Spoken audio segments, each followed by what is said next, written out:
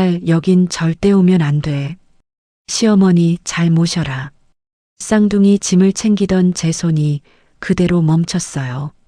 환갑 넘은 친정아빠 목소리가 사시나무처럼 떨리고 있었거든요. 일주일 뒤 동생이 몰래 보낸 녹음 파일 하나를 듣고 저는 모든 걸 알아버렸어요. 영감탱이, 이번 달 거 사흘 늦었어. 며느리 보따리 싸는 꼴 보기 싫으면 당장 돈 내놔. 그 길로 시댁에 쳐들어간 저는 우아하게 차를 마시던 시어머니의 머리채를 사정없이 휘어잡았습니다. 어리 빠진 시어머니와 남편의 얼굴 위로 저는 미리 준비한 이혼장과 고소장을 던졌어요. 오늘의 사연 시작합니다. 좋아요와 구독을 눌러주세요. 오늘 하루 행운과 행복이 가득하도록 기원해 드릴게요. 제 이름은 한지윤, 올해 35이 되었습니다. 서울 변두리에 자리 잡은 작은 회계사무소에서 격리로 일하고 있지요. 숫자 앞에서는 누구보다 꼼꼼해서 영수증 한 장도 허투루 넘기지 않는다는 소리를 들었습니다. 사무실에서는 저를 깐깐한 한주임이라고 불렀어요. 평소에는 말수가 적고 묵묵히 제 할 일만 하는 사람이지만 한번 마음먹으면 끝장을 보는 성미가 마음 깊은 곳에 자리하고 있었습니다. 어머니는 제가 7살 되던 해 병으로 세상을 떠나셨지요. 그날 이후 아빠 한경수는 손바닥만 한 세탁소 하나로 저와 2살 어린 동생 한지호를 키워내셨습니다. 새벽 5시면 어김없이 다리미를 잡으셨고 새카만 손톱으로 도시락을 싸주시던 분이었어요. 내 새끼들, 지훈아. 아빠는 우리 딸내미랑 아들내미 밥 먹는 것만 봐도 배가 다 부르다. 이깟 세탁소 일 밤을 꼬박 세워도 하나도 안 힘들어. 그 말이 제 어린 시절을 통째로 받쳐주던 기둥이었습니다. 30살이 되던 해봄, 저는 아빠의 세탁소에서 지금의 남편 박성훈을 처음 만났습니다. 그날따라 손님 하나가 와이셔츠 단추가 떨어졌다며 카운터를 손바닥으로 쾅쾅 내리치고 있었어요. 아따마, 이거 며칠 전에 산 백화점 신상인데 단추가 다 떨어져 버렸네. 사장님 눈이 삐었어. 내 비싼 옷 당장 물어내라고, 당장. 손님이 침을 튀기며 소리를 질렀습니다. 아빠는 죄송하다며 연신 허리를 굽히셨지요. 저는 가방을 카운터에 탁 내려놓으며 그 손님 앞으로 나섰습니다. 아저씨, 목소리 크면 다 이기는 줄 아세요? 단추 5개 중에 2번째 단추, 처음 가져오실 때부터 달랑달랑 실밥 다 풀려 있었거든요. 저희 아빠가 들어오기 전에 싹 다 사진 찍어놨다 이겁니다. 제가 또박또박 말하자 손님의 얼굴이 벌개졌습니다. 멋이 어째? 조그만 아가씨가 어른한테 말버릇이 그게 뭐야? 새 옷 좋아하시네. 장부 영수증 당장 뽑아드려요? 작년 가을에 맡기시고 이제 와서 무슨 억지 단추 타령이세요, 예. 아이고, 재수옴 붙었네. 아가씨 아주 입에 모터 달렸어? 됐어, 안 받아. 손님이 옷을 낚아채듯 들고 나가버렸어요.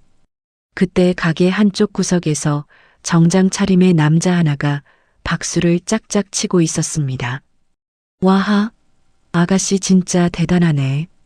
속이 다 시원합니다. 저 같으면 무서워서 그냥 돈으로 물어줬을 텐데 아주 똑 부러지십니다. 박성훈이었습니다. 훤칠한 키에 부드러운 미소가 보기 좋은 사람이었어요. 저기요, 손님, 남의 집 싸움 구경하러 오셨어요? 세탁물 찾으실 거냐고요. 제가 무뚝뚝하게 묻자 박성훈이 머리를 극적였습니다. 아, 아니요. 사장님, 저 여기 동네 오늘 처음 이사 와서 들렀는데요. 따님 성격에 푹 반해서 오늘부터 무조건 단골 할랍니다. 저 매주 올 테니까 잘 부탁드립니다. 아빠가 어리둥절한 얼굴로 저를 쳐다보셨습니다. 저도 그날은 그저 별난 손님이라고만 생각했지요. 그날 이후 박성우는 정말로 매주 세탁소에 들렀습니다. 와이셔츠 한 장을 들고 와서는 한참을 가게 앞에서 서성였어요. 지훈 씨, 나랑 오늘 저녁에 삼겹살에 소주 한 잔 어때요? 시간 좀 내주라, 응? 세 번째 만남 만에 박성훈이 어렵게 말을 꺼냈습니다. 갑자기 왜요? 저 바쁜데요. 아유, 매몰차게 튕기지 말고. 내가 밥 한 끼 든든하게 사고 싶어서 그래요. 그날 진상 손님 단칼에 쫓아낸 거, 내 평생 잊지 못할 명장면이라니까요. 저는 피식 웃고 말았습니다. 연애를 시작한 지 반년 만에 박성우는 결혼 이야기를 꺼냈어요. 어머니 없이 자란 저에게 다정한 박성훈의 손길은 봄볕 같았습니다. 지훈아, 나랑 결혼하자. 내 평생 너 눈에 눈물 한 방울 안 흘리게 해줄게. 우리 어머니도 얼마나 마음이 태평양 같은 분이신데. 너 보면 아주 며느리 사랑에 푹 빠지실 거다. 박성훈이 제 손을 꼭 잡고 약속했지요. 상견례 자리는 종로의 한 한정식 집에서 열렸습니다. 시어머니 윤말숙은 진주 목걸이를 두르고 입술을 새빨갛게 칠한 채 자리에 앉아 있었어요. 아빠가 낡은 양복을 입고 들어서자 윤말숙의 눈썹이 미세하게 올라갔습니다. 아이고 사돈어른 되실 분? 그 먼 변두리 동네에서 이 복잡한 종로 바닥까지 오시느라 참말 고생 많으셨네. 차가 막혀서 애 좀 먹으셨죠? 윤말숙이 입꼬리를 끌어올리며 인사를 건넸습니다. 아빠는 두 손을 모으고 고개를 숙이셨지요. 아닙니다, 사돈어른. 우리 지훈이 애미 없이 자라서 부족한 게 참 많습니다.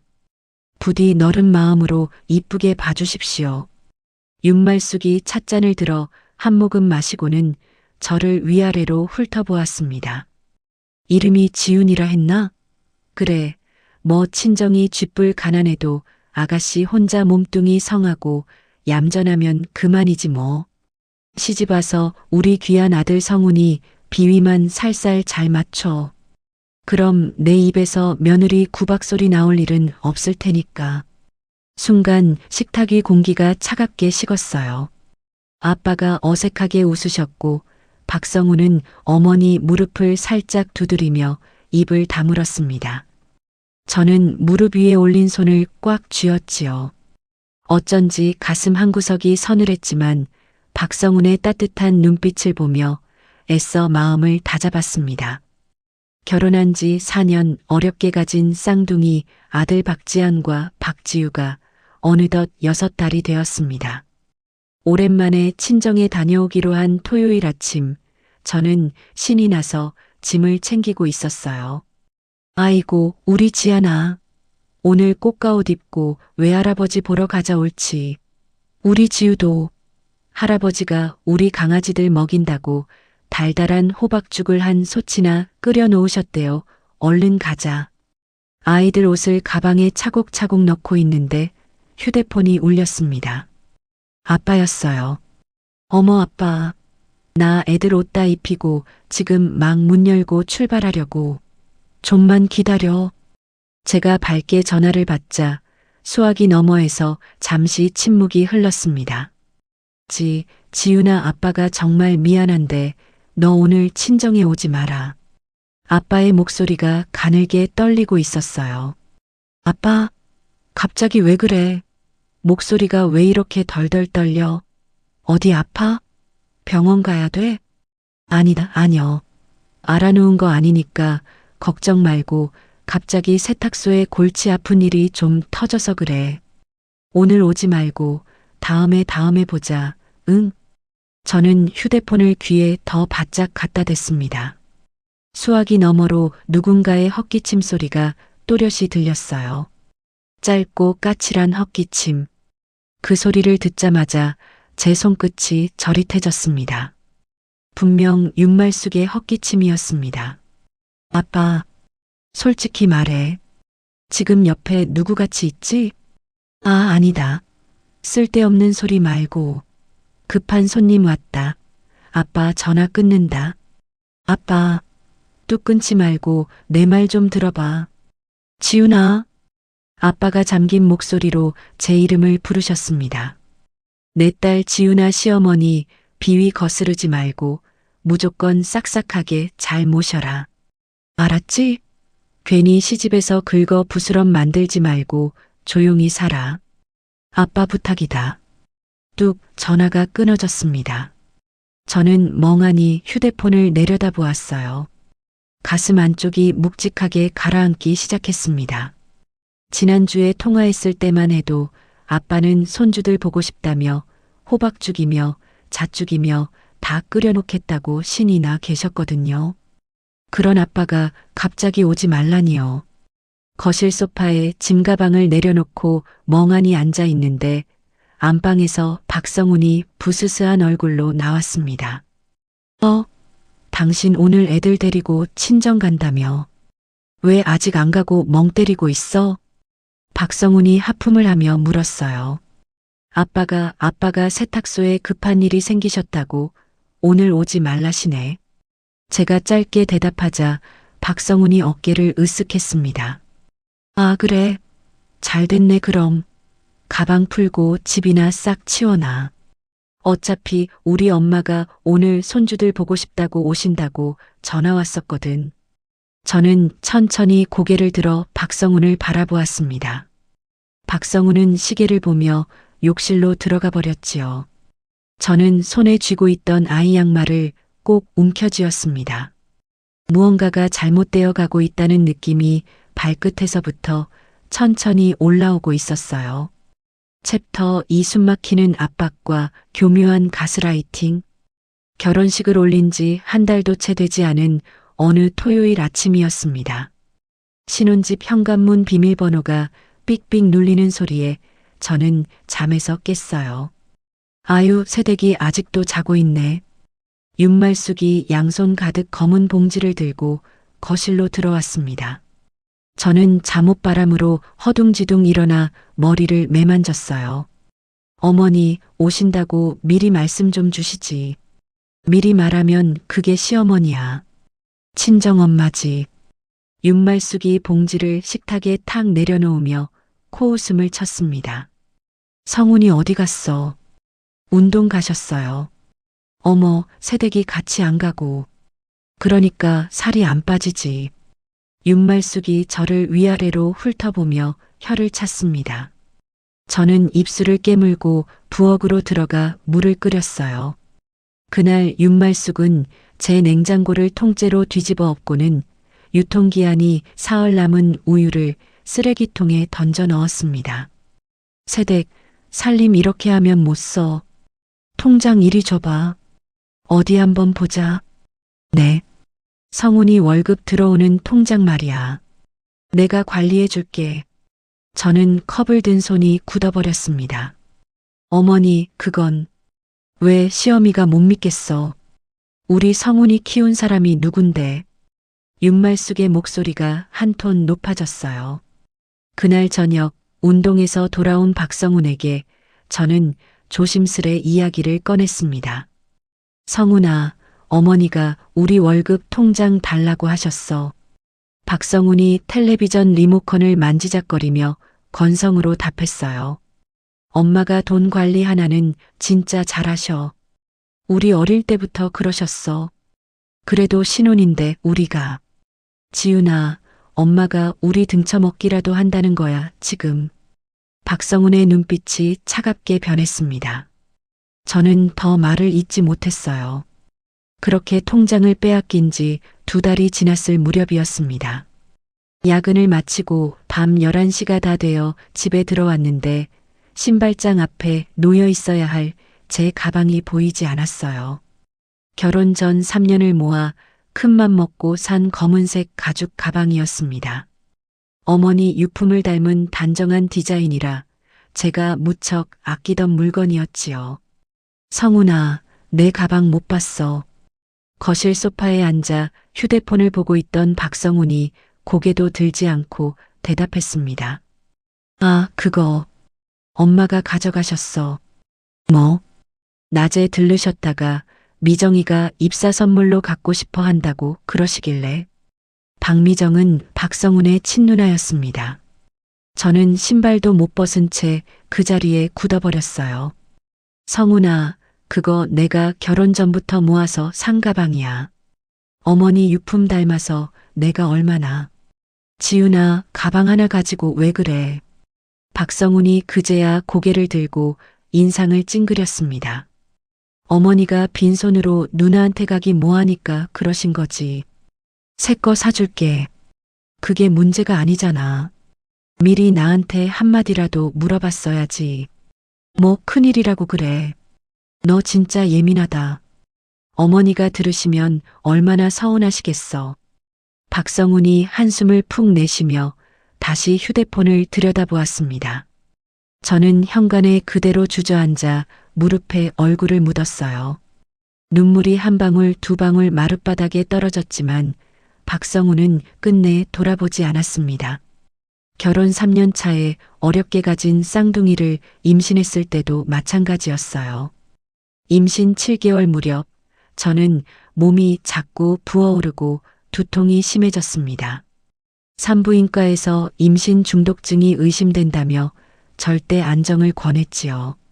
그날 저녁 박성훈은 회사 회식이라고 했습니다. 성훈아, 오늘만 회식 빠지면 안 돼. 의사 선생님이 보호자 옆에 있어줘야 한대. 제가 침대에 누운 채 힘없이 부탁했어요.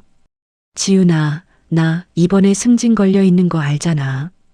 부장님 회식인데 어떻게 빠져. 박성훈이 넥타이를 매며 거울을 보고 말했습니다. 엄마한테 와달라고 할게. 응. 어머니 말고 우리 아빠한테 전화할게. 맘대로 해. 박성훈이 향수를 뿌리고 현관을 나가버렸습니다. 새벽 1시쯤 저는 화장실에 가려고 일어나다 그만 거실 카페 뒤에 쓰러지고 말았어요. 정신이 가물가물한 와중에 휴대폰을 더듬어 아빠에게 전화를 걸었습니다. 아빠 나 좀. 1시간 만에 아빠가 병원 응급실로 달려오셨습니다. 구급차에 실려가는 저를 보며 아빠가 제 손을 부여잡고 우셨지요. 지훈아, 아빠 여기 있다. 아빠 여기 있어. 정신 차려라. 환갑이 넘은 아빠의 손이 제 손등에 뜨거운 눈물을 떨어뜨렸습니다. 링거를 다 맞고 깨어났을 때는 아침 9시였어요. 아빠는 응급실 의자에 등을 기대고 새우잠을 자고 계셨습니다. 박성훈은 끝내 오지 않았어요. 점심때가 다 되어서 윤말숙이 한복 두루마기를 펄럭이며 병실에 나타났습니다. 아유, 새댁. 임신했다고 너무 유난 떨면 못 써. 우리 때는 밭일하다 애 낳고 그랬어. 윤말숙이 침대 옆 의자에 털썩 앉으며 혀를 찼습니다. 우리 성훈이가 얼마나 힘들겠어. 와이프가 자꾸 이러니까.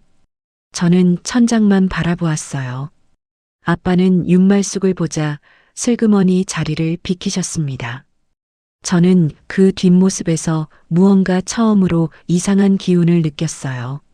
아빠는 평소에 사돈 앞에서도 당당하셨던 분인데 그날따라 어깨가 유난히 작아 보였습니다.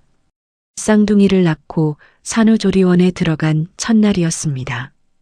여기가 그 비싸다는 조리원이야. 윤말숙이 박미정과 함께 조리원 방문을 벌컥 열고 들어왔습니다. 어머니, 노크 좀. 별거 다 따지네. 며느리 방에 시어미가 들어오는데 무슨 노크야. 윤말숙이 손을 휘휘 저으며 신생아실로 곧장 향했습니다. 잠시 후 윤말숙은 강보에 쌓인 지안이를 안고 방으로 들어왔어요. 아이고, 우리 박씨 집안 장손. 어쩜 이렇게 잘생겼어. 미정아, 봐봐. 너희 아빠 어릴 때랑 똑같지. 엄마, 진짜네. 코가 박씨네 코야. 그러게 말이다. 새댁 닮은 데가 하나도 없네. 다행이지 뭐야. 윤말숙이 까르르 웃었습니다. 저는 입술이 파르르 떨렸어요. 어머니, 저도 좀 안아볼게요. 잠깐만 있어봐. 할미가 좀 더 안고 있을게. 점심시간이 되자 조리원 직원이 산모식을 들고 들어왔습니다. 미역국에 잡곡밥, 영양 반찬이 가지런히 놓인 식판이었어요. 어머, 이거 산모 먹는 거야. 맛있겠다. 윤말숙이 식판을 자기 앞으로 끌어당겼습니다. 미정아, 너도 한 숟갈 떠봐. 이런 거 비싸서 어디서 먹어보겠니? 어머니, 그건 새댁은 좀 굶어도 돼. 아직도 배가 이렇게 나왔잖아. 살 빼야지. 윤말숙이 제 배를 손가락으로 쿡 찌르며 깔깔 웃었습니다. 박미정도 따라 웃으며 미역국 그릇을 들었어요. 저는 침대 위에서 가만히 앉아 그 광경을 바라보았습니다. 가슴 한가운데가 차갑게 얼어붙는 기분이었어요. 그날 밤 모자동실로 데려온 지안이와 지우의 자그마한 얼굴을 들여다보며 저는 처음으로 결심했습니다. 이 아이들만큼은 절대 저렇게 함부로 다루게 두지 않겠다고요. 손가락보다도 작은 두 아기의 손을 제 손바닥 위에 가만히 올려놓았습니다. 창밖으로 가로등 불빛이 흐릿하게 흔들렸고 그 불빛 아래서 저는 오랫동안 잠을 이루지 못했어요. 챕터 3 낯선 그림자와 충격적인 진실. 쌍둥이가 100일을 넘기고 5달째에 접어들었을 무렵이었습니다. 저는 하루에 2시간을 채 자지 못하는 좀비 같은 생활을 이어가고 있었어요. 지안이가 울면 지우가 따라 울고 지우 기저귀를 갈고 나면 지안이가 토하는 시기였지요. 박성우는 주말마다 어김없이 골프 가방을 둘러매고 현관을 나섰습니다. 성훈아, 오늘 하루만이라도 애들 좀 봐주면 안 돼. 제가 식탁에 엎드린 채로 부탁했어요. 지훈아, 회사 부장님이 부르신 거야. 안 가면 안 돼. 박성훈이 골프 모자를 눌렀으며 거울을 흘끗 보았습니다. 매주 부장님이 부르셔. 비꼬는 거야 지금.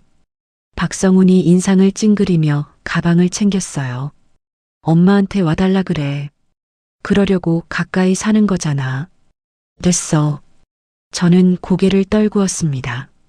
윤말숙에게 신세를 지느니 차라리 잠을 안 자는 편이 나았어요.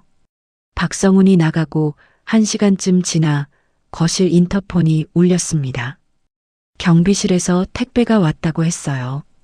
별다른 택배를 시킨 적이 없어 의아한 마음으로 현관문을 열었는데 한 손에 분유한 박스를 든 동생 지호가 서 있었습니다.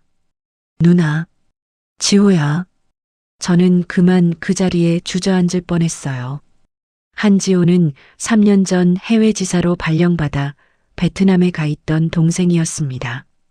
너 언제 들어왔어? 연락도 없이. 1달 전에 들어왔지. 휴직했어, 누나.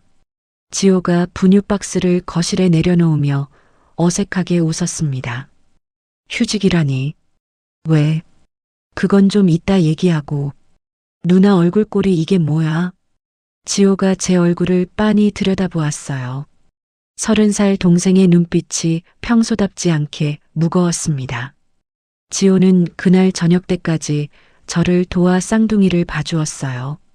지안이를 등에 업고 지우 분유를 먹이면서 지호가 천천히 입을 열었습니다. 누나, 나 사실 휴직한 이유가 있어. 무슨 일인데? 아빠 때문이야. 저는 지우에게 물려주던 젖병을 멈칫했어요. 아빠 어디 아프셔? 아픈 게 아니라 누나, 지난주에 아빠 가게에 들렀거든. 지호가 분유 거품을 닦아내며 말을 골랐습니다. 가게 간판이 그대로인데 명의가 바뀌어 있더라고. 명의. 세탁소 임대차 명의 말이야. 박미숙이라는 사람으로 되어 있어. 순간 제 손에서 젖병이 떨어질 뻔했습니다. 박미숙이라고. 누나, 그 이름 어디서 들어본 것 같지 않아. 지호가 저를 빤히 쳐다보았어요. 저는 천천히 입술을 깨물었습니다. 박미숙은 윤말숙의 사촌 여동생 이름이었어요. 지난 명절 차례상 앞에서 윤말숙이 자랑스럽게 떠들던 이름이었지요. 미숙이가 강남에서 부동산을 크게 하잖니. 우리 집안에 그 정도 인물 하나는 있어야지. 윤말숙의 그 목소리가 귓가에 또렷이 되살아났습니다. 누나, 왜 그래? 아는 사람이야. 어머님 사촌이야. 지호의 얼굴이 일그러졌어요. 그리고 또 있어, 누나. 지호가 휴대폰을 꺼내 사진 한 장을 보여주었습니다. 아빠의 낡은 통장 사진이었어요. 아빠 통장 잠깐 보여달라고 했더니 보여주시더라. 매달 200씩 어디로 빠져나가. 200. 누구한테 보내냐고 물었더니 아빠가 대답을 못하셔. 그냥 빚이라고만 하시고. 우리 아빠한테 무슨 빚이 있어. 세탁소 하나로 평생을 사신 분인데. 제 목소리가 떨리기 시작했어요. 지호가 무거운 표정으로 고개를 끄덕였습니다. 그래서 내가 며칠 잠복해 보려고. 잠복. 세탁소 근처 카페에서. 누나 정말 이상해, 이거. 뭔가 있어. 그날 밤 지호가 돌아간 뒤 저는 한참을 거실 소파에 앉아 있었어요. 지안이와 지우는 모처럼 동생 손에서 실컷 놀았는지 곤히 잠들어 있었습니다. 밤 11시가 넘어 박성훈이 술 냄새를 풍기며 들어왔어요. 성훈아. 왜? 우리 아빠 만난 적 있어. 최근에. 박성훈이 넥타이를 풀다 말고 저를 쳐다보았습니다. 갑자기 무슨 소리야? 어머니가 우리 아빠 만나러 가신 적 있어. 내가 그걸 어떻게 알아? 엄마 일정을 내가 일일이 챙기냐? 박성훈이 짜증스럽게 넥타이를 소파에 던졌어요. 아니야. 그냥 물어봤어. 이상한 소리 하지 말고 빨리 자. 나 내일 출근해야 돼. 박성훈이 안방으로 들어가 버렸습니다. 저는 어두운 거실에 혼자 앉아 휴대폰을 들었어요. 아빠 번호를 한참 들여다보다가 끝내 누르지 못했습니다. 지난번 통화에서 들었던 그 헛기침 소리가 자꾸만 귓가에 맴돌았거든요. 다음 날 새벽 지호에게서 문자가 왔습니다. 누나, 오늘 가게 잠복할게. 저는 지호 메시지를 보며 두 손을 모았어요. 부디 아무 일도 아니기를, 그저 동생의 오해이기를 빌고 또 빌었습니다. 그날 오후 3시쯤 지호에게서 전화가 왔습니다. 누나, 지금 통화돼. 응? 말해. 지호의 목소리가 잔뜩 가라앉아 있었어요. 누나 진정하고 들어. 아빠 가게에 방금 험상궂은 남자 둘이 들어갔어. 저는 베란다 창문 손잡이를 꽉 움켜쥐었습니다. 1시간 정도 있다가 나왔는데 아빠가 그 사람들한테 봉투 건네는 거 봤어. 두툼한 봉투야. 봉투를. 그 사람들 나오면서 통화하는 거 내가 바로 옆 테이블에서 들었어. 누나. 지호의 목소리가 점점 떨려갔습니다. 누나, 그 사람들이 누구한테 보고하는 것 같았어. 사모님 말씀대로 영감님 잘 받았습니다. 이러더라고. 사모님. 그리고 또 이랬어. 며느리 무서워서라도 꼬박꼬박 낸답니다. 걱정 마십시오. 순간 제 다리에서 힘이 풀렸어요. 저는 그 자리에 풀썩 주저앉았습니다. 휴대폰을 든 손이 사시나무 떨듯 흔들렸어요. 누나, 듣고 있어. 누나. 지호야. 누나, 정신 차려. 누나야. 지호가 다급하게 저를 불렀습니다. 어머님이야. 그 사모님이라는 사람. 내가 그럴 줄 알았어. 누나, 어떻게 해? 지호야, 아빠는? 아빠 지금 어떻게 계셔? 가게 안에 그냥 앉아 계셔. 카운터에 엎드려서. 지호가 말끝을 흐렸어요.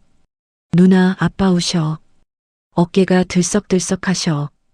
저는 휴대폰을 가슴팍에 끌어안고 입을 틀어막았습니다. 어금니를 꽉 깨물었는데도 목구멍에서 흐느낌이 새어나왔어요. 거실 한쪽 아기 침대에서 지안이가 작게 칭얼대기 시작했습니다. 저는 그 자리에서 일어나지도 못한 채 차오르는 눈물을 손등으로 거칠게 닦아냈습니다. 가슴 안쪽이 시뻘겋게 달궈진 인두로 지지는 것처럼 화끈거렸어요. 환갑이 넘은 아빠를 평생을 다리미 김 속에서 사신 그 양반을 누가 감히 카운터에 엎드려 울게 만들었나요? 저는 이를 악물고 천천히 자리에서 일어났습니다. 부엌으로 걸어가 찬물을 한 장 가득 따라 단숨에 들이켰어요. 얼음장 같은 물이 식도를 타고 내려가는 동안 저는 거실벽에 걸린 결혼사진을 가만히 노려보았습니다. 사진 속에서 윤말숙이 입꼬리를 끌어올린 채 환하게 웃고 있었어요. 챕터 4절망 속에서 움툰 구원의 손길. 지호의 전화를 끄는 그날 밤 저는 한숨도 자지 못했어요. 박성우는 옆에서 코를 골며 곤히 자고 있었습니다. 저는 어둠 속에서 박성훈의 옆얼굴을 한참 동안 들여다보았어요. 5년을 같이 살을 맞대고 산 사람이었습니다. 그 어머니가 제 친정아빠를 등쳐먹는 동안 박성우는 정말 아무것도 몰랐을까요? 정말 그랬을까요? 저는 천천히 침대에서 일어나 거실로 나왔습니다. 아기 침대 옆에 앉아 잠든 지안이와 지우의 얼굴을 들여다보았어요. 손가락만 한 속눈썹이 새근새근 떨리고 있었습니다. 엄마가 미안해. 저는 두 아이의 작은 손을 번갈아 잡으며 속삭였어요. 지금 당장 박성훈의 멱살을 잡고 따져 묻고 싶었습니다. 당장 윤말숙의 집으로 쳐들어가서 머리채를 휘어잡고 싶었어요. 하지만 그 순간 가슴 한쪽에서 차가운 목소리가 울렸습니다. 지훈아, 정신 차려라. 지금 터뜨리면 다 잃는다. 아이들도 아빠도 다 빼앗긴다. 저는 두 주먹을 꽉 쥐었어요.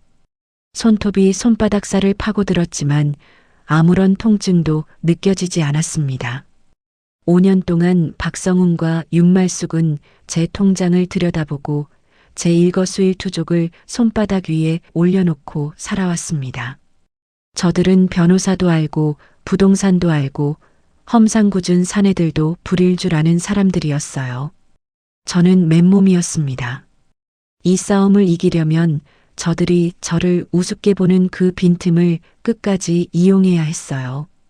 저는 그 자리에서 한 가지 결심을 했습니다. 앞으로는 그 누구보다 더 멍청한 며느리, 더 무능한 아내, 더 순한 양처럼 굴 것이라고요. 그리고 그가면 뒤에서 칼을 갈 것이라고요. 다음 날 오후 저는 지안이와 지우를 유모차에 태우고 동네 도서관 앞 카페로 향했어요. 며칠을 잠을 못 자 눈밑이 시커멓게 내려앉아 있었습니다. 육아 동호회 어머니들이 모이는 시간이었지만 저는 일부러 구석 자리에 앉았어요. 휴대폰으로 변호사 사무실 몇 곳을 검색하다가 한 이름 앞에서 손가락이 멈췄습니다. 조은혜 변호사. 서초동에 작은 사무실을 차린 사진이 떴어요. 저는 그 사진을 한참 들여다보았습니다.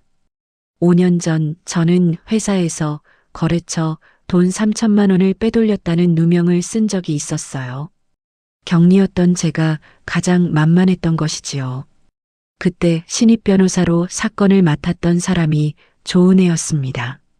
조은혜는 새벽까지 회사 장부를 뒤져 진범이 따로 있다는 걸 밝혀냈어요. 저는 누명을 벗었지만 회사는 그만두어야 했지요. 조은혜도 그 사건 뒤에 회사 고문 변호사 자리를 잃었습니다.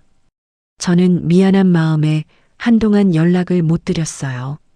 이제는 너무 시간이 흘러버렸을까요? 한참을 망설이다가 저는 통화 버튼을 눌렀습니다. 세 번째 신호음에서 전화를 받는 목소리가 들렸어요. 조은혜 변호사 사무실입니다.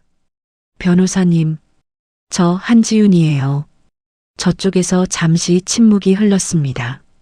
한지윤 씨, 그 한지윤 씨. 네. 세상에.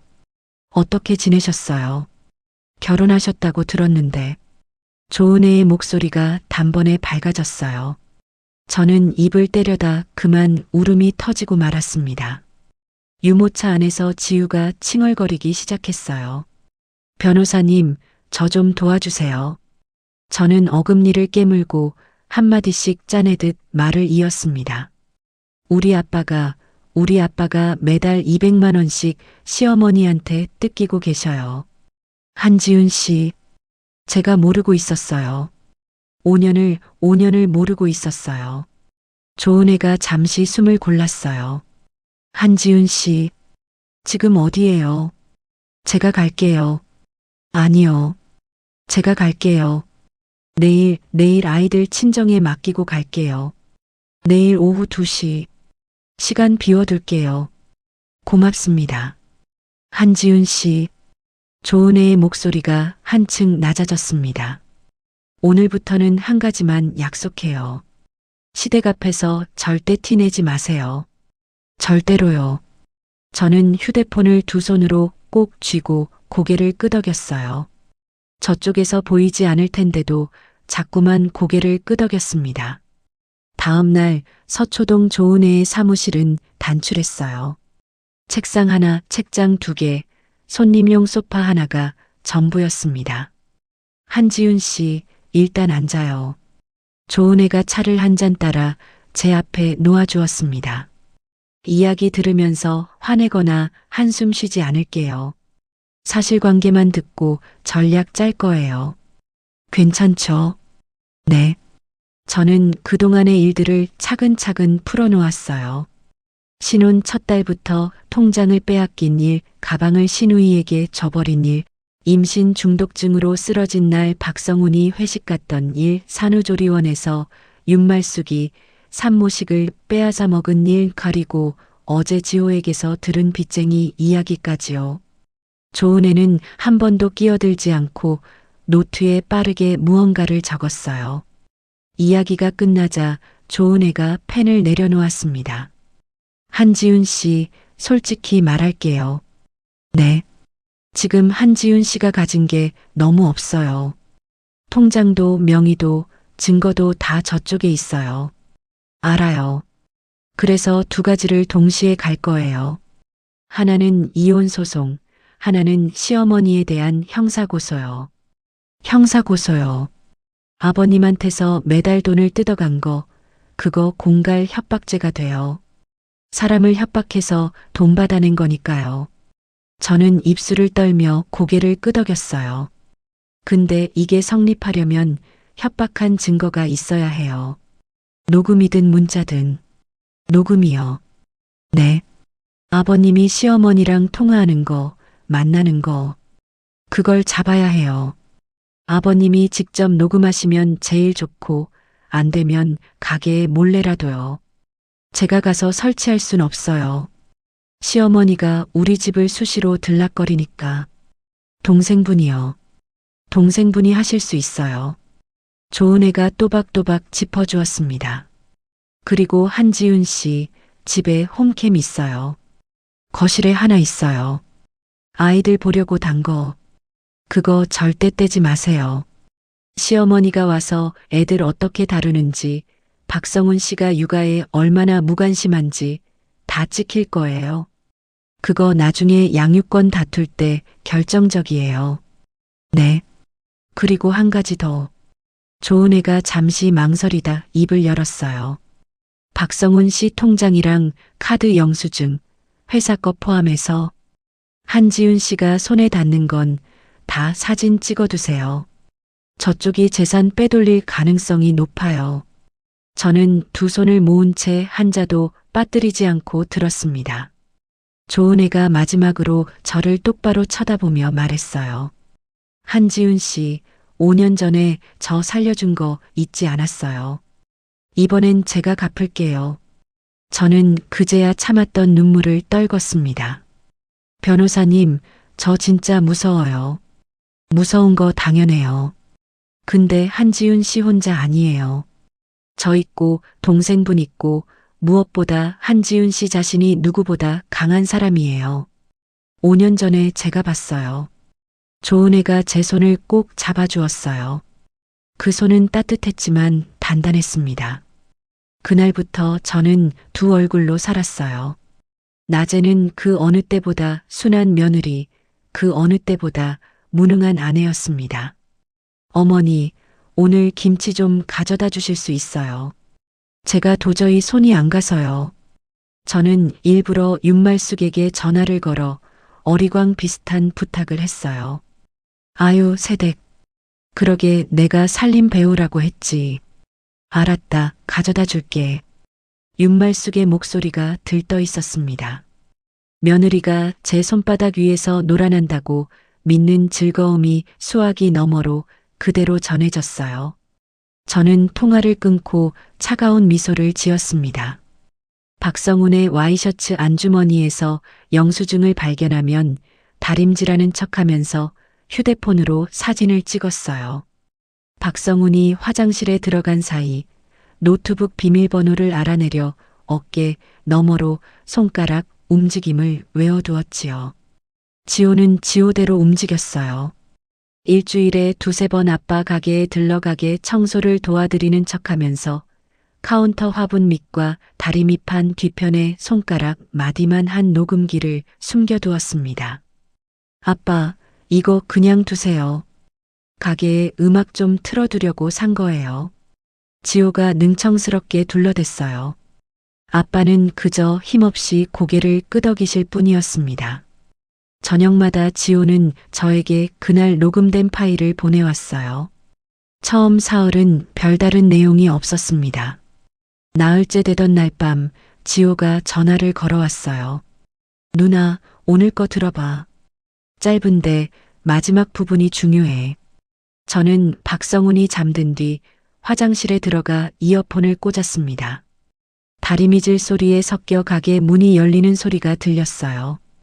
또각거리는 구두 굽소리. 사돈. 윤말숙의 목소리였습니다. 오셨습니까? 아빠의 목소리에는 힘이 하나도 없었어요. 이번 달 거. 사흘 늦었어. 장사가 잘 안 돼서요. 죄송합니다. 사돈. 내가 사돈 사정 봐드려야 돼. 내가.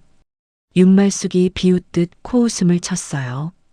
우리 며느리, 우리 손주들.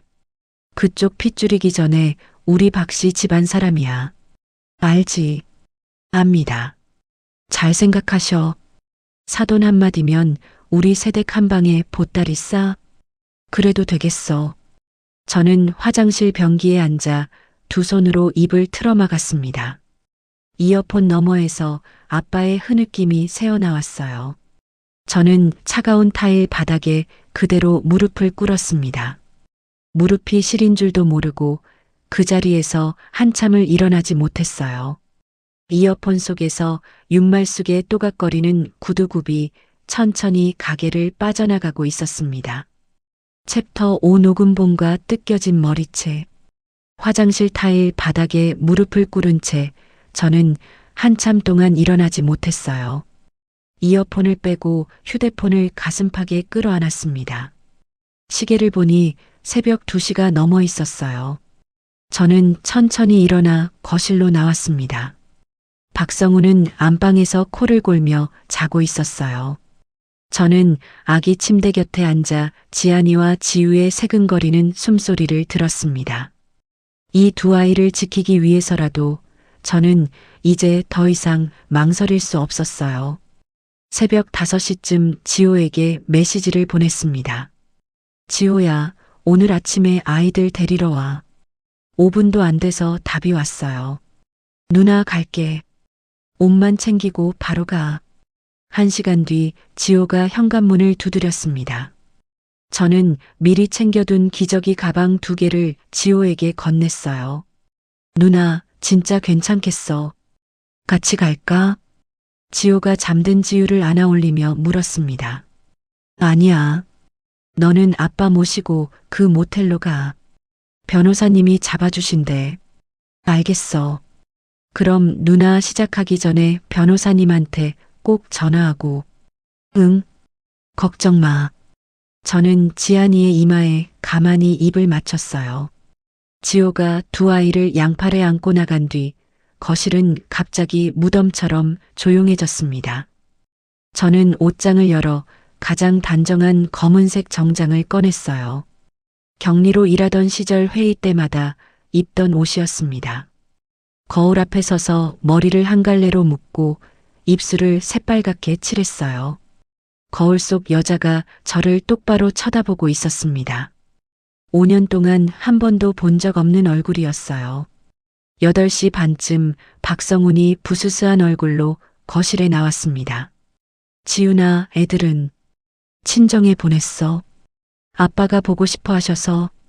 저는 부엌에서 커피를 내리며 무심하게 답했어요. 뭐? 너 마음대로.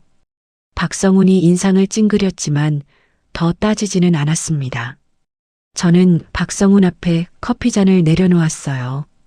성훈아, 오늘 오후에 어머니 댁에 갈 거야. 같이 가자. 갑자기 무슨 일로? 어머니가 김치 가져가라고 하셔서 같이 가서 인사도 드리고. 박성훈이 의외라는 듯 저를 쳐다보았어요. 네가 웬일이야? 어머니 만나러 가자는 소리를 다 하고 철 좀 들려고. 저는 미소를 만들어 보였습니다. 박성훈이 흡족한 표정으로 커피를 한 모금 마셨어요. 그래, 잘 생각했어. 어머니가 너 진심으로 위해 주시는 거 인제 좀 알겠어. 응, 알겠어. 저는 커피잔을 들고 베란다로 나갔습니다. 유리창에 비친 제 모습이 입꼬리를 살짝 끌어올리고 있었어요. 오후 2시 저는 박성훈과 함께 시댁 현관 앞에 섰습니다. 한 손에는 작은 종이 가방, 다른 손에는 휴대폰을 꼭 쥐고 있었어요. 조은혜에게는 이미 메시지를 보내둔 상태였습니다. 변호사님, 오늘 갑니다. 조은혜의 답은 짧고 단단했어요. 지훈 씨, 폭력은 절대 안 됩니다. 녹음만 잘 따세요. 제가 근처에 대기할게요. 저는 휴대폰을 꼭 쥐고 초인종을 눌렀습니다. 문이 열리자 윤말숙이 앞치마를 두른 채 환하게 웃었어요. 아이고, 우리 새댁. 어서 와. 어머니, 안녕하세요. 저는 깍듯이 인사하고 거실로 들어섰습니다. 집안에 김치 양념 냄새가 진하게 풍기고 있었어요. 식탁 위에는 깔끔하게 차려진 다과상이 놓여 있었습니다. 윤말숙은 손수 우려낸 차를 잔에 따라 제 앞에 놓아주었어요. 새댁, 그동안 어미가 너무 몰아세웠지. 미안하다. 아니에요, 어머니. 성훈이 너도 마누라한테 좀 잘해라. 며느리 고생시키지 말고.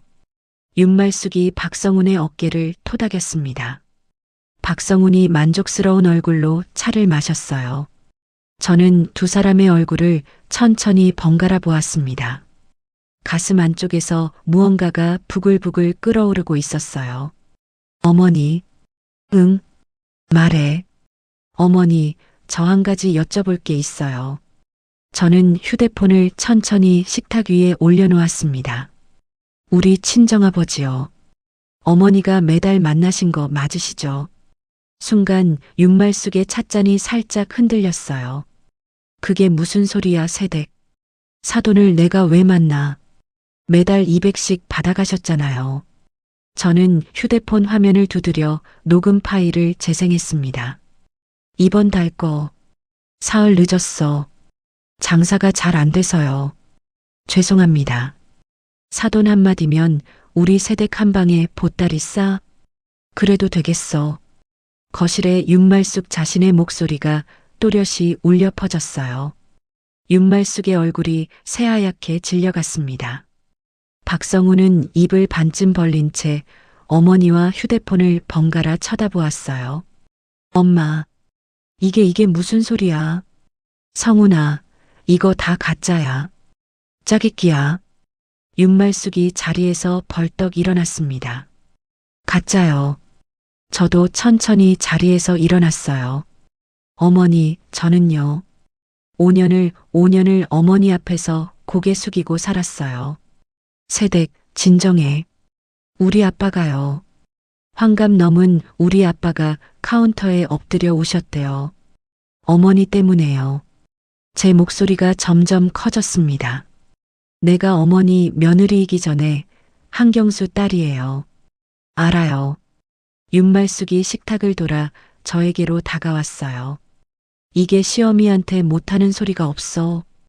어디서 배워먹은 버릇이야. 윤말숙이 손을 들어 제 뺨을 후려치려 했습니다. 저는 그 손목을 단번에 낚아챘어요.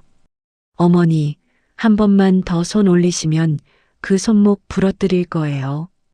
제 목소리가 얼음장처럼 차가웠습니다. 윤말숙의 얼굴이 벌개졌어요. 성훈아, 내 마누라가 시어미 손목을 잡았다. 너 보고만 있을 거니. 박성훈이 그제야 자리에서 일어났습니다. 지훈아, 어머니 손 놔. 성훈아, 너도 알고 있었어. 너도 알고 있었지. 저는 윤말숙의 손목을 놓고 박성훈을 똑바로 쳐다보았어요. 몰랐어. 진짜로 몰랐어. 어머니가 매달 우리 집에 김치 갖다 주신다고 했지. 그 김치값을 누가 댔다고 생각해. 지훈아, 그건 내 골프 가방, 내 외제차, 내 옷. 그 돈이 다 어디서 나왔다고 생각하냐고. 박성훈이 말을 잇지 못했어요. 저는 들고 온 종이 가방을 식탁 위에 탁 올려놓았습니다. 어머니, 이거 보세요. 이게 뭐야? 이혼 소장이에요. 그리고 어머니 앞으로 형사 고소장이고요. 공갈, 협박, 사기. 세 가지로 들어가요. 윤말숙의 얼굴이 일그러졌어요. 고소장? 너 지금 시어미를 고소한다고. 네. 2년이. 2000년이. 윤말숙이 다시 손을 치켜들었습니다. 이번에는 제가 먼저 손을 뻗어 윤말숙의 단정하게 올린 머리채를 움켜잡았어요. 어머니, 우리 아빠 카운터에 엎드려 우신 거 제가 다 들었어요. 저는 윤말숙의 머리를 식탁 모서리 쪽으로 끌어당겼습니다. 아, 성훈아, 성훈아. 윤말숙이 비명을 지르며 박성훈을 향해 손을 뻗었어요. 어머니, 우리 아빠한테 영감탱이라고 부르셨죠. 며느리 무서워서 돈 잘 낸다고요. 저는 윤말숙의 머리채를 잡은 손에 더 힘을 주었습니다. 지훈아, 나 어머니 놓으라고. 박성훈이 달려와 제 팔을 잡아당겼어요. 저는 박성훈을 향해 고개를 돌렸습니다. 성훈아, 너 잘 들어. 오늘부터 너랑 나 끝이야. 우리 애들 근처에 얼씬도 하지 마. 너희 어머니도 마찬가지야. 저는 윤말숙의 머리채를 놓았어요. 윤말숙이 식탁 옆으로 풀썩 주저앉으며 흐트러진 머리를 부여잡았습니다. 저는 식탁 위에 둔 종이 가방에서 서류 두 부를 꺼내 두 사람의 발 앞에 내던졌어요. 잘 읽어보세요. 모르겠으면 변호사한테 가서 물어보시고. 너 이러고 무사할 줄 알아. 윤말숙이 바닥에 주저앉은 채 이를 갈았습니다. 무사 못하면요. 어머니랑 같이 가는 거죠. 저는 휴대폰을 챙겨 가방에 넣었어요. 현관으로 향하는 길에 박성훈이 제 팔을 잡았습니다. 지훈아, 한 번만 다시 생각해줘. 박성훈의 손이 떨리고 있었어요. 저는 그 손을 천천히 떼어냈습니다. 성훈아, 네가 우리 아빠 우는 모습 봤어야 돼. 지훈아, 못 봤지. 그러니까 그런 소리가 나오는 거야. 저는 박성훈을 지나쳐 현관문을 열었어요. 복도로 나서자 길게 늘어선 햇빛이 제 얼굴에 쏟아졌습니다. 거실 안쪽에서 윤말숙의 흐느낌과 박성훈의 한숨이 동시에 흘러나왔어요. 저는 뒤를 돌아보지 않고 천천히 엘리베이터 쪽으로 걸어갔습니다. 손바닥에는 윤말숙의 머리카락 몇 가닥이 아직 남아 있었어요. 저는 그것을 가만히 털어내고 길게 숨을 내쉬었습니다. 챕터 6번 뻔한 반격과 진흙탕 싸움. 시댁을 나선 그날 저녁 저는 지호와 아빠가 머무는 작은 모텔로 향했어요. 모텔 방문을 열자 아빠가 침대 끝에 앉아 지안이를 안고 계셨습니다. 지호는 지우에게 분유를 먹이고 있었어요. 아빠, 저는 가방을 떨어뜨리며 그 자리에 주저앉았습니다. 아빠가 지안이를 침대에 살며시 내려놓고 저에게 다가오셨어요. 지훈아, 아빠, 미안해. 내가 너무 늦게 알아서. 아니다. 아빠가 미안하지. 아빠가 못나서 너를 이 꼴로 만들었다. 아빠가 제 어깨를 토닥이셨습니다. 환갑 넘은 손이 자글자글 떨리고 있었어요. 지호가 분유병을 내려놓고 다가왔습니다. 누나, 진짜 잘했어. 진짜 잘했어, 누나. 지호의 눈에도 눈물이 그렁그렁했어요. 저는 두 사람의 손을 양쪽으로 잡았습니다. 아빠, 지호야. 이제 시작이야. 절대 흔들리지 마. 알았지. 알았다. 누나만 따라갈게. 저는 그날 밤 모텔 침대에 누워 지안이와 지우의 작은 손을 양쪽으로 잡고 잠이 들었어요. 5년 만에 처음으로 박성훈이 옆에 없는 잠자리가 편안했습니다. 그러나 평호는 사흘을 가지 못했어요. 나흘째 되던 날 아침 조은혜에게서 다급한 전화가 왔습니다. 지훈 씨, 시어머니가 어제 폭행죄로 지훈 씨를 고소했어요. 네. 전치 사주 진단서까지 끊었어요. 머리채 잡힌 거 가지고요. 저는 모텔 창가에 기대 한참을 멍하니 서 있었어요. 변호사님, 지훈 씨, 흔들리지 마요. 우리가 예상한 거예요. 조은혜의 목소리가 단단했습니다. 그리고 한 가지 더 있어요. 박성훈 씨가 양육권 소송을 걸었어요. 양육권을요? 네. 대형 로펌 변호사를 선임했더라고요. 만만치 않을 거예요. 저는 휴대폰을 든 손이 떨려왔어요. 변호사님, 우리 애들 못 빼앗기죠? 못 빼앗겨요. 절대로요. 그래도 마음 단단히 먹어요. 전화를 끊고 1시간쯤 지났을까요? 지호가 휴대폰을 들고 방으로 뛰어들어왔습니다. 누나, 이거 봐봐. 지호의 휴대폰 화면에는 동네 맘카페 게시판이 떠 있었어요. 35살 오호동 산모 주의하세요. 산후 우울증으로 쌍둥이 학대. 저는 그 글을 천천히 읽어 내려갔습니다. 글 안에는 제 이름 머리 글자 사는 아파트 이름 다니던 산부인과 이름까지 묘하게 짚어주듯 적혀 있었어요. 박성훈, 누나, 이 새끼 진짜 미친 거 아니야. 지호가 주먹을 부르르 떨었습니다. 내가 가서 그 새끼 멱살을. 지호야, 안 돼. 저는 지호의 팔을 잡았어요. 우리가 손 떼면 저쪽이 이긴다. 변호사님이 그러셨잖아. 그래도 누나, 참아. 한 번만 더 참자. 저는 그 자리에 주저앉아 두 손으로 얼굴을 가렸습니다. 어깨가 들썩이는 걸 멈출 수가 없었어요. 엎친 데 덮친 격으로 그날 오후 아빠가 가슴을 부여잡고 쓰러지셨습니다. 모텔 화장실에서 손을 씻고 나오시다 그대로 푹 주저앉으셨어요. 지호가 119를 부르고 저는 아빠 머리를 무릎에 받쳤습니다. 아빠, 정신 차려.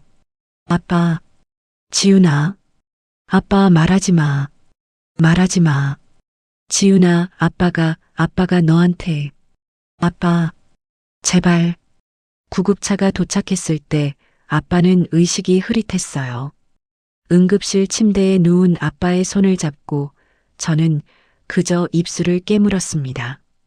의사 선생님이 차분한 목소리로 일러주셨어요.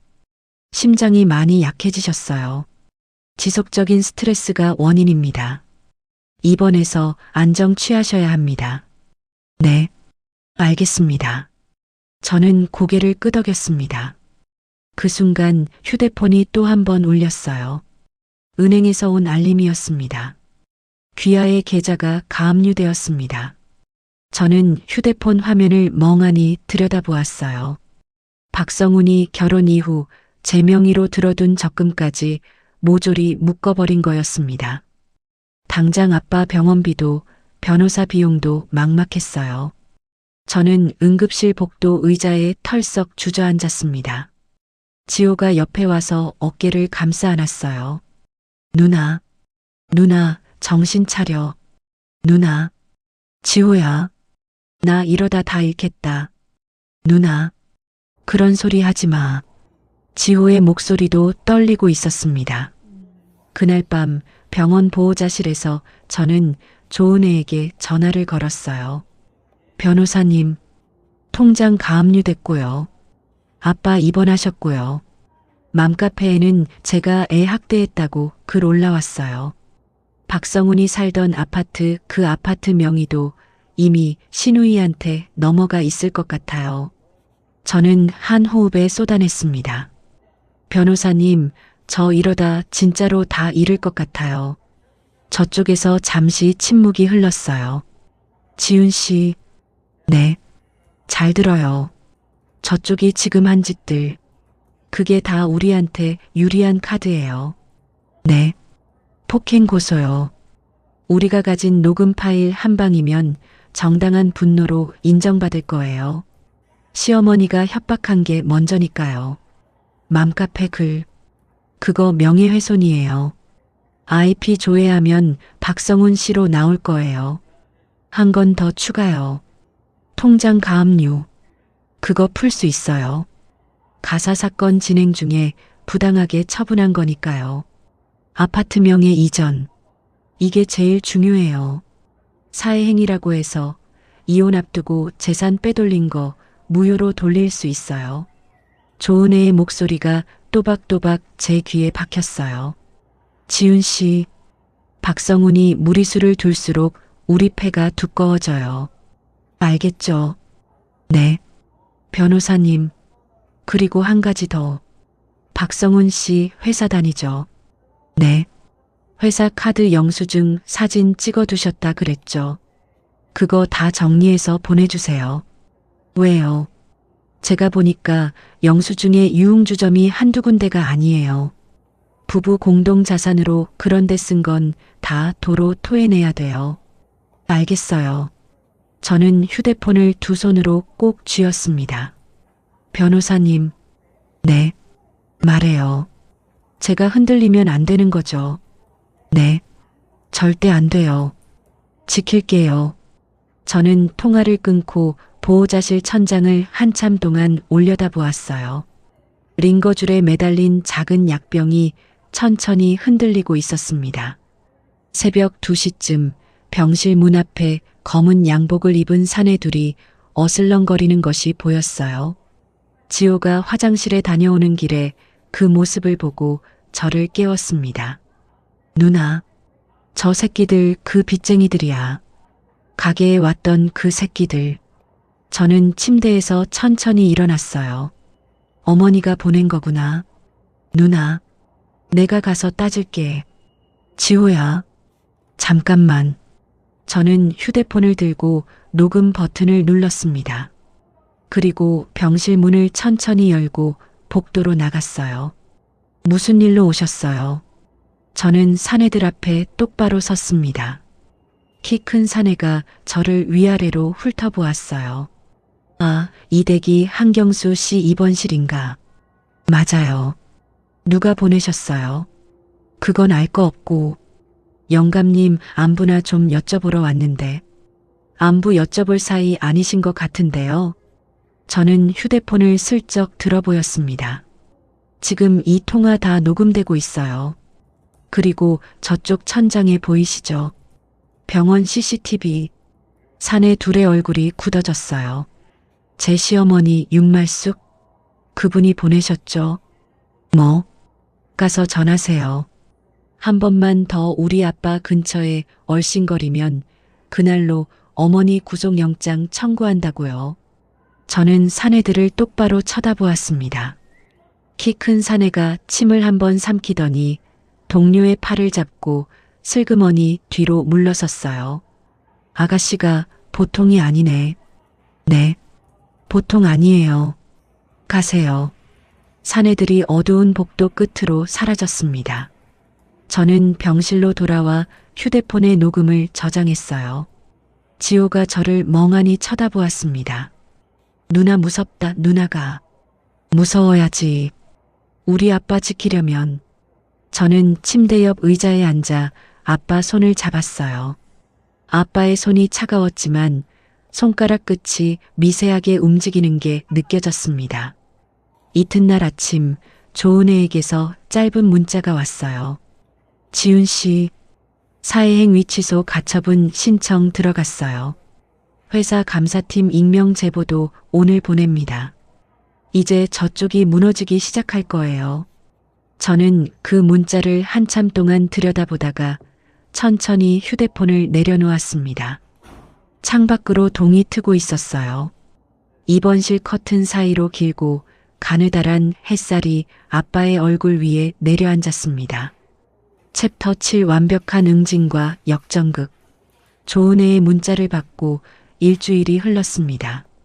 아빠는 다행히 차도가 좋아져 일반 병실로 옮기셨고 지안이와 지우는 지호가 모텔에서 알뜰살뜰 돌봐주고 있었어요. 저는 매일같이 조은혜의 사무실과 병원을 오가며 서류를 정리하고 증거를 추렸습니다. 첫 번째 가사 재판이 열리던 날 법원 복도에 박성훈과 윤말숙이 먼저 와 있었어요. 윤말숙은 머리에 붕대를 두르고 휠체어에 앉아 있었습니다. 세댁, 어디? 시험이 이 꼴 만들어 놓고 잘 사나 한번 보자. 윤말숙이 일부러 큰 소리로 신음을 흘렸어요. 박성훈은 대형 로펌 변호사 옆에 서서 저를 흘긋 쳐다보았습니다. 저는 조은혜와 함께 두 사람을 지나쳐 법정 안으로 들어갔어요. 재판은 무겁고 길었습니다. 박성훈 측 변호사가 먼저 입을 열었어요. 존경하는 재판장님, 박성훈 씨의 아내 한지우는 산후우울증으로 인해 두 자녀를 방치한 정황이 다수 있습니다. 맘카페에 다수의 제보글이 올라와 있으며 저는 입술을 깨물었습니다. 조은혜가 옆에서 제 무릎을 살짝 토닥였어요. 괜찮다는 신호였습니다. 조은혜가 천천히 자리에서 일어났어요. 재판장님, 저희도 자료 하나 제출하겠습니다. 조은혜가 노트북을 법대함 모니터에 연결했습니다. 피고 한지훈 씨가 거실에 설치해둔 가정용 카메라 영상입니다. 지난 6개월간의 기록입니다. 법정 모니터에 영상이 떴어요. 새벽 3시 우는 아기 둘을 양팔에 안고 거실을 서성이는 제 모습이 비쳤습니다. 영상이 빠르게 넘어가며 다른 장면이 나왔어요. 박성훈이 골프 가방을 메고 현관을 나서는 모습, 윤말숙이 거실 소파에서 휴대폰을 들여다보는 동안 지우가 카펫에서 혼자 울고 있는 모습, 지안이가 입에 손가락을 넣고 흐느끼는데 윤말숙이 짜증스럽게 손을 휘젓는 모습. 아유, 시끄러워. 좀 가만히 좀 있어. 영상 속 윤말숙의 목소리가 법정 안에 또렷이 울려 퍼졌습니다. 법대위 재판장의 표정이 굳어졌어요. 박성훈 측 변호사의 어깨가 살짝 처졌습니다. 재판장님, 한 가지 더 있습니다. 조은혜가 두꺼운 서류 봉투를 책상 위에 올려놓았어요. 피고의 시어머니 윤말숙 씨가 피고의 친정아버지를 협박해 매달 200만 원씩을 갈취한 정황입니다. 법정안이 술렁거렸습니다. 녹취 파일과 친정아버지 통장 거래 내역, 그리고 시어머니 사촌인 박미숙 씨 명의로 변경된 세탁소 임대차 계약서입니다. 조은혜가 또박또박 짚어나갔어요. 이 임대차 계약은 명예도용이며 별도 형사고소가 진행 중입니다. 박성훈 측 변호사가 손을 들었습니다. 재판장님, 이 사건은 가사 재판입니다. 형사 사건이 양육권 판단에 영향을 미쳐서는. 재판장님, 조은혜가 더 큰 목소리로 말을 잘랐어요. 피고 한지훈이 산후 우울증으로 아이를 학대했다는 주장이 사실이 아니라는 점을 영상으로 입증했습니다. 오히려 시어머니 윤말숙이 손주들을 방치한 정황이 그대로 찍혀 있습니다. 또한 박성훈 씨는 이혼 소송 직전 부부 공동 자산이었던 아파트를 자신의 누나 박미정 씨 앞으로 명예 이전했습니다. 조은혜가 마지막 서류 한 장을 모니터에 띄웠어요. 등기부등본입니다. 명예 이전일이 한지훈 씨가 시댁을 방문해 협박 녹음을 들려준 다음 날입니다. 박성훈의 얼굴이 새파랗게 질려갔습니다. 이는 명백한 사회행위로 별도 소송을 통해 무효화를 신청했습니다. 조은혜가 자리에 앉았어요. 법정 안에 무거운 침묵이 흘렀습니다. 재판장이 헛기침을 한 번 하고 다음 기일을 정했어요. 법정을 나서는 길에 박성훈이 제 팔을 잡았습니다. 지훈아, 잠깐만. 지훈아, 우리 한 번만 이야기 좀. 성훈아. 저는 박성훈의 손을 천천히 떼어냈습니다.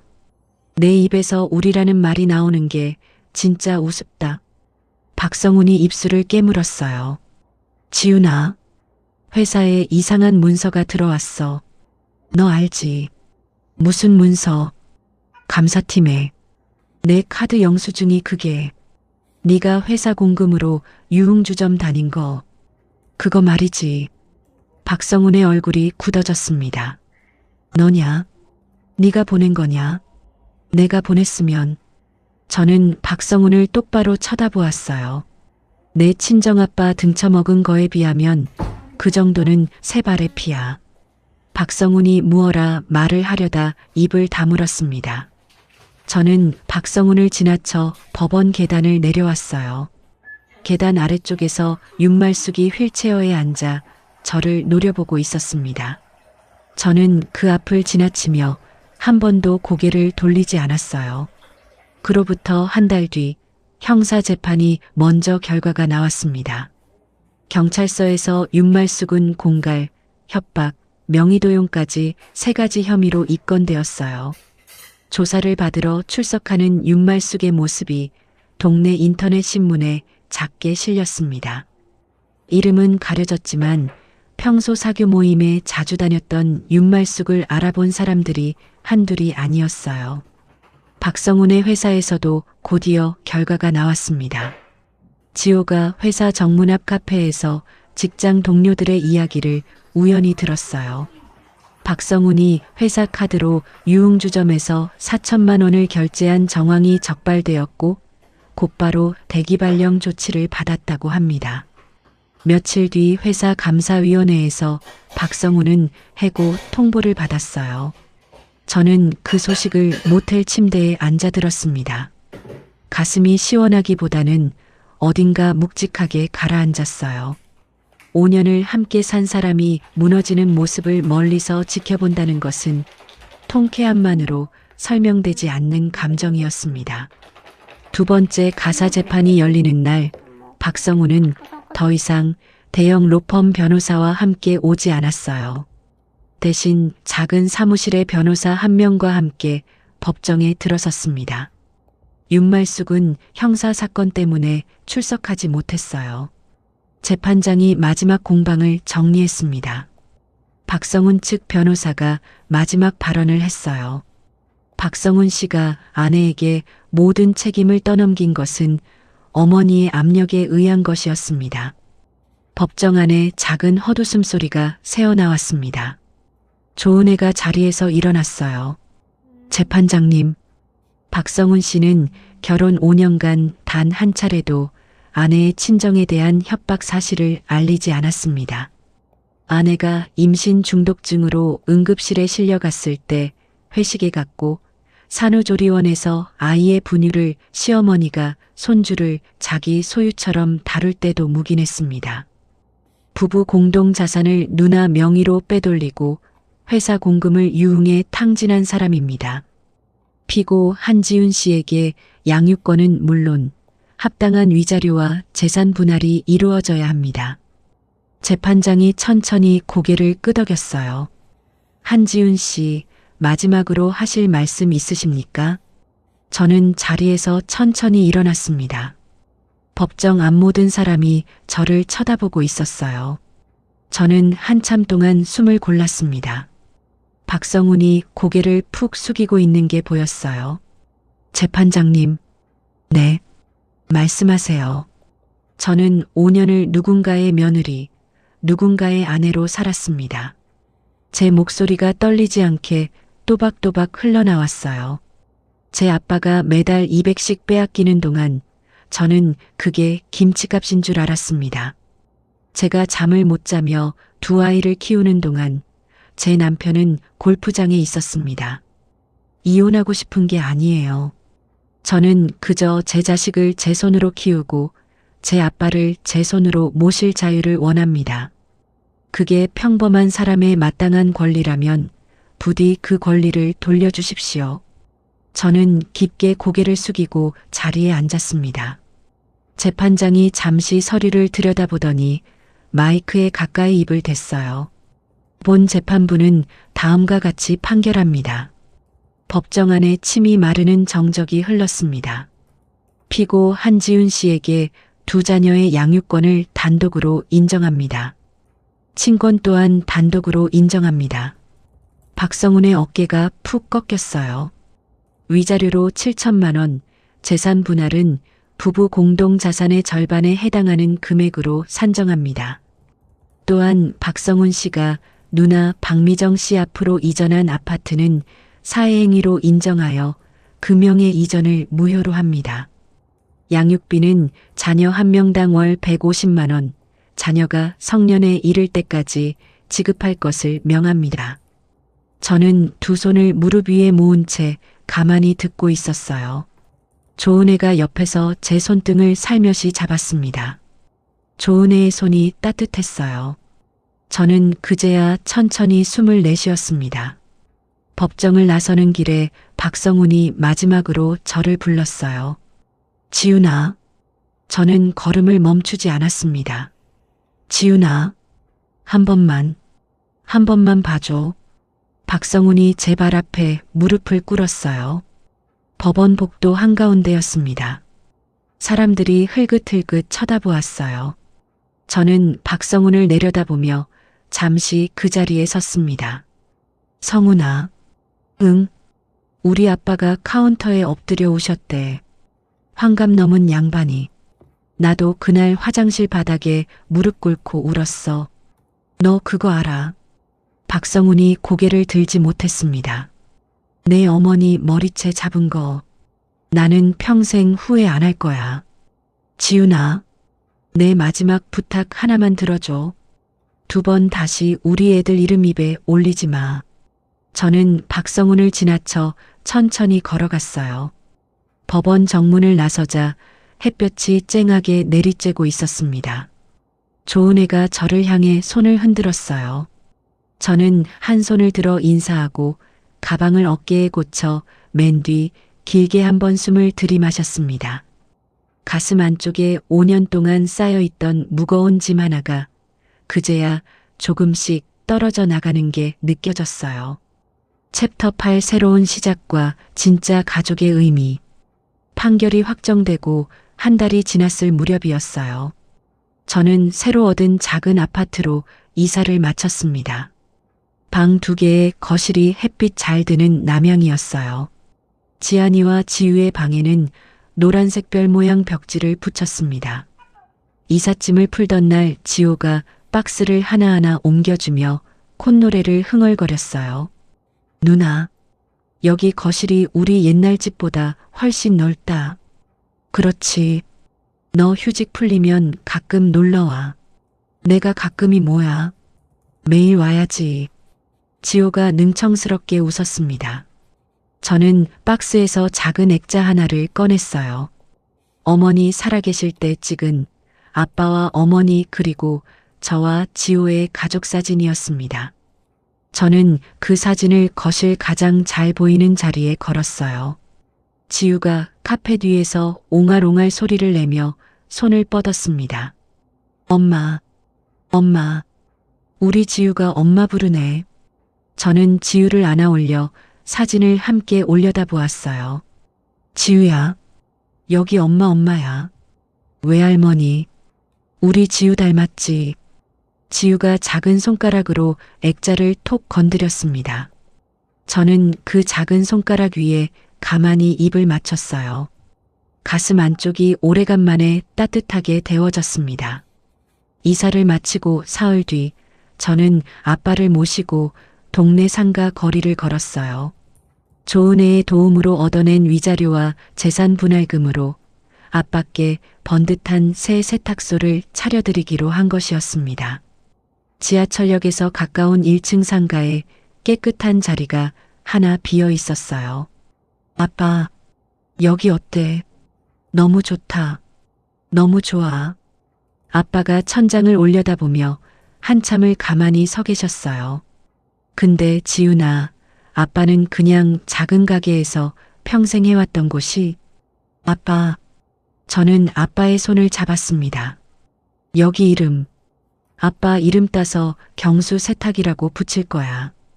경수 세탁? 옛날 가게는 그만 잊어. 새 가게야. 우리 아빠 새 시작이야. 아빠가 천천히 고개를 끄덕이셨어요.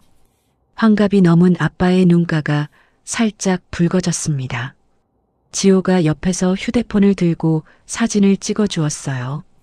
누나, 아빠, 여기 보고 웃어. 저는 아빠의 팔짱을 끼고 환하게 웃었습니다. 5년 만에 처음 짓는 마음에서 우러난 웃음이었어요. 새가게 개업식 날에는 동네 사람들이 떡을 가지고 인사를 왔습니다. 아빠는 새 다리미를 손에 잡으며 한참을 쓰다듬으셨어요. 저는 한쪽에서 그 모습을 가만히 지켜보았습니다. 다리미 김 너머로 아빠의 얼굴이 흐릿하게 보였지만 그 얼굴이 더 이상 어둡지 않다는 것만은 분명했어요. 한 해가 흐르는 동안 박성훈과 윤말숙의 소식이 가끔씩 들려왔습니다. 윤말숙은 결국 1심에서 징역 1년 6개월의 실형을 선고받았어요. 호송차에 오를 때 윤말숙이 펑펑 울었다는 소식이 지호의 옛 친구로부터 전해졌습니다. 박성훈은 회사에서 해고된 뒤 다른 회사에 자리를 잡지 못했어요. 누나 박미정의 아파트마저 사회행위로 명의가 되돌아오자 마지막으로 의지할 곳도 잃었습니다. 들리는 말로는 박성훈이 동네 식당에서 배달 일을 하며 산다고 했어요. 저는 그 소식을 들었을 때 가만히 창밖을 보았습니다. 한때 사랑했던 사람이 그렇게까지 무너졌다는 것이 가슴 한쪽을 아릿하게 만들었어요. 그러나 그 아림은 오래가지 않았습니다. 저는 곧 거실로 걸어가 지안이와 지우 옆에 앉았어요. 두 아이는 막 걸음마를 떼기 시작해서 거실을 뒤뚱뒤뚱 돌아다니고 있었습니다. 지안아, 엄마한테 와봐. 엄마. 지안이가 작은 손을 뻗으며 한 걸음을 내딛었어요. 지우도 질세라 옆에서 무릎을 짚고 일어섰습니다. 저는 두 아이를 양팔로 끌어안았어요. 잘했어. 우리 아들들. 진짜 잘했어. 지안이 머리에 입을 맞추고 지우의 통통한 볼에도 입을 맞추었습니다. 지호가 현관문을 열고 들어왔어요. 누나, 아빠가 오늘 저녁에 같이 먹자고 하셔. 오리고기 사오신대. 오리고기. 좋다. 누나, 옷 좀 갈아입어. 가게로 우리가 가는 게 어떨까? 그러자. 저는 두 아이에게 외출복을 입혔어요. 지호가 지안이를 안고 저는 지우를 안았습니다. 해질 무렵 경수 세탁의 문을 열고 들어서자 아빠가 환한 얼굴로 저희를 맞아주셨어요. 가게 안쪽 작은 테이블에 오리고기와 김치, 따끈한 밥이 가지런히 차려져 있었습니다. 지훈아, 어서 앉아라. 우리 손주들도 어서 오고. 아빠가 지우의 손을 잡으며 환하게 웃으셨어요. 저는 식탁에 앉아 천천히 한 숟갈을 떴습니다. 오리고기 한 점이 입안에서 따뜻하게 풀어졌어요. 아빠, 가게는 좀 어때? 바쁘다. 단골이 자꾸 늘어서 정신이 없어. 좋네. 무리하지는 마. 내 아빠가 이 나이에 무리할 게 뭐가 있냐? 너희 셋만 잘 보면 그게 다지. 아빠가 지안이의 입에 김 한 장을 넣어주셨어요. 지안이가 까르르 웃으며 발을 굴렀습니다. 지호가 옆에서 식혜를 따라 주었어요. 누나, 한 잔 받아. 고마워. 저는 식혜잔을 들고 아빠와 지호와 두 아이의 얼굴을 차례로 둘러보았습니다. 그동안 살아온 모든 시간이 이 한 끼의 식사 위에 천천히 내려앉는 것 같았어요. 아빠, 응.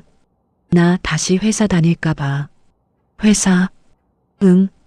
옛날 사무실 사장님이 다시 와달라고 연락이 왔어. 시간제로 일할 수 있게 해주신대. 아빠가 고개를 끄덕이셨어요. 그래. 너 좋아하는 일이 그거였잖냐. 숫자 들여다보는 거. 맞아. 나 그거 좋아해. 애들은 어떡할 거고. 낮에 어린이집 보내고 부족한 시간은 지호가 도와주기로 했어. 누나 걱정 마. 내가 든든한 외삼촌이잖아. 지호가 가슴을 탁탁 쳤습니다. 저는 식혜를 한 모금 마시며 가만히 미소 지었어요. 식사를 마치고 가게 셔터를 내릴 때쯤 거리에 가로등이 하나둘 켜졌습니다. 지호가 지안이를 업고 앞장섰어요. 저는 지우를 안고 아빠의 팔짱을 꼈습니다. 아빠가 천천히 입을 여셨어요. 지훈아. 응. 아빠. 아빠가 미안하다. 아빠. 진작 너한테 말했어야 했는데. 아빠가 너무 못나서. 저는 아빠의 팔을 더 꼭 끌어안았어요. 아빠. 다시는 그 말 하지 마. 아빠 잘못 아니야. 그래도 아빠가 미안하면 오래오래 건강하게 살아주면 돼. 그게 다야. 아빠가 고개를 끄덕이셨어요. 저는 잠시 걸음을 멈추고 하늘을 올려다보았습니다. 서울 변두리의 작은 거리에도 별이 두어 개 떠 있었어요. 5년 전 상견례 자리에서 윤말숙이 저를 위아래로 훑어보던 그 눈빛이 이제는 아주 멀게만 느껴졌습니다.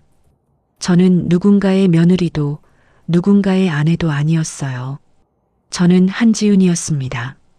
지안이와 지우의 엄마이자 한경수의 딸이자 한지호의 누나였어요. 참는 것만이 미덕인 줄 알고 살아온 지난 시간이 부끄럽지 않았습니다. 참아야 할 때 참고 싸워야 할 때 싸운다는 것을 5년이라는 비싼 수업료를 내고서야 배웠으니까요. 누나, 빨리 와. 지안이 졸려해. 지호가 앞에서 손을 흔들었어요. 가가. 저는 아빠의 손을 잡고 천천히 걸음을 옮겼습니다. 가로등 불빛이 우리 네 사람의 그림자를 길게 길에 드리웠어요. 지우가 제 어깨에 머리를 기대고 새근새근 잠이 들었습니다.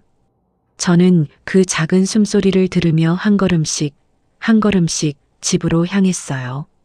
오랜 시간이 지난 뒤 누군가 저에게 가족이 무엇냐고 묻는다면 저는 이렇게 답할 것입니다. 가족이란 서로의 손을 절대 놓지 않는 사람들이라고요. 지키기 위해서라면 짐승과도 싸우는 사람들이라고요. 거리 끝에 우리 집 창문이 환하게 불을 밝히고 있었습니다. 그 불빛 속으로 우리 네 사람은 어깨를 나란히 하고 천천히 걸어 들어갔어요. 긴 이야기 끝까지 함께 해주셔서 진심으로 감사합니다. 한지훈 씨는 5년이라는 시간을 며느리라는 이름, 아내라는 이름 아래 묵묵히 견뎌왔습니다.